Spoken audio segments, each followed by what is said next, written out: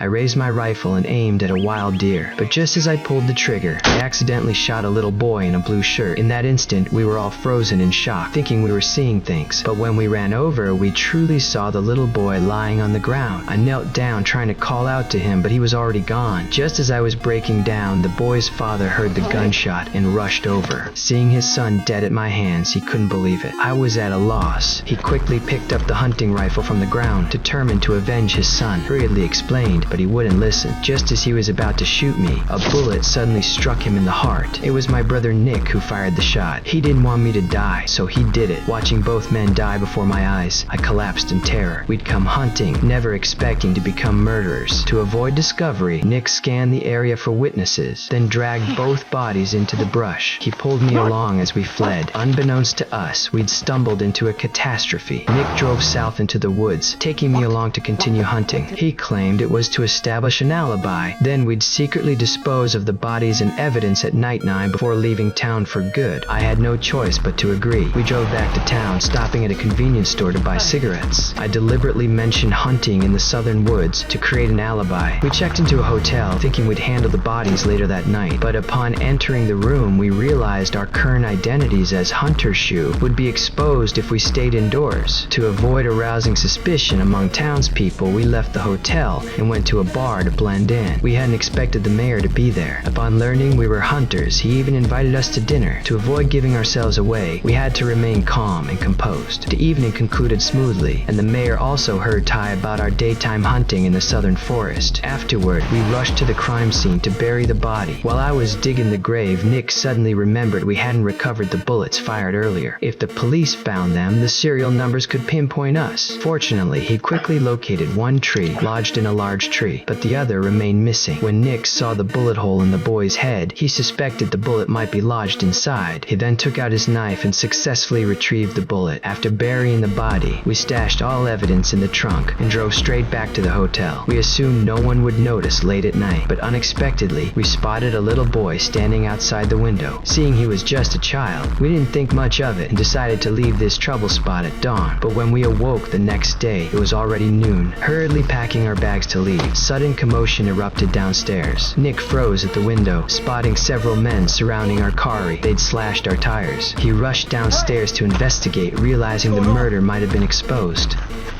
Tell me what you did.